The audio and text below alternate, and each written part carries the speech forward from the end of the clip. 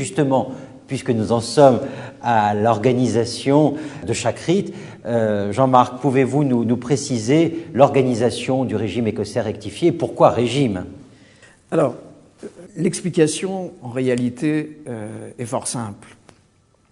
En 1773, le baron von Weyler, à la demande des Strasbourgeois, Jean de Turckheim, les frères de Turckheim, Bernard et Jean de Turckheim, Salzmann, installe le premier directoire dit de Bourgogne, en Alsace, et éveille la curiosité et l'intérêt de Jean-Baptiste Villermoz. On est en 1773, qui a des contacts de par les liens de cet écosysme, c'est-à-dire on échange des grades, on écrit des lettres pour en recevoir, et tout à coup intéressé par l'installation de ce directoire d'une province de la stricte observance en France, et écrit un courrier en bonne et due forme en Allemagne afin de lui-même bénéficier de cet apport des directoires. Et alors, après le directoire de la 5e province dite de Bourgogne, alors c'est les provinces templières, c'est l'appellation que l'on reprend des provinces templières, eh bien, est installée à Lyon la dite 2e province d'Auvergne, précisément en juillet 1774. À ce moment-là,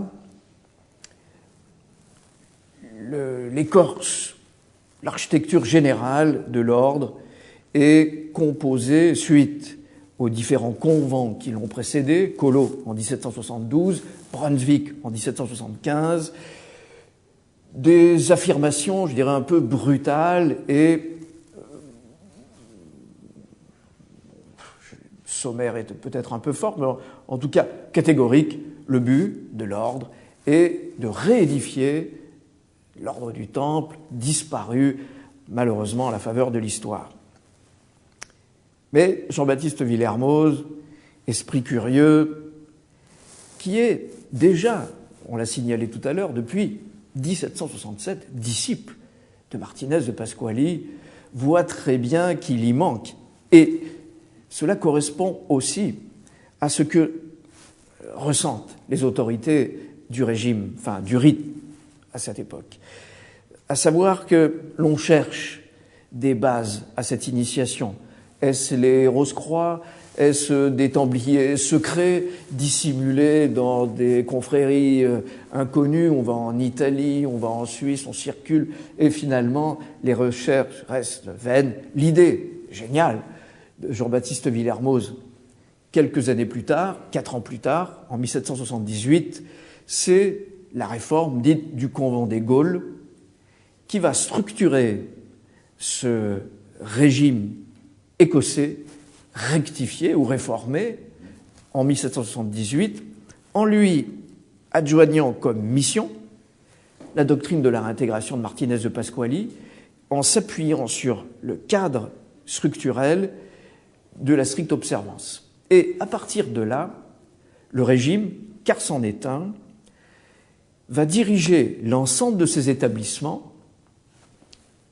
premier grade qui ressemble à la maçonnerie classique, apprenti compagnon, maître, puis un Écossais d'hiver, à l'époque qui n'est pas encore de Saint-André, il le deviendra plus tard, après Wilhelmsbad, c'est-à-dire en 1782, un Écossais vert qui va être un grade jonction, charnière, entre la maçonnerie bleue et ce que l'on va appeler l'ordre intérieur. Et c'est là où la composition du régime écossais rectifié se distingue considérablement de ce qui va se faire plus tard pour nos amis du rite écossais ancien et accepté, à savoir que l'on constitue les directoires comme forme ostensible de grands prieurés.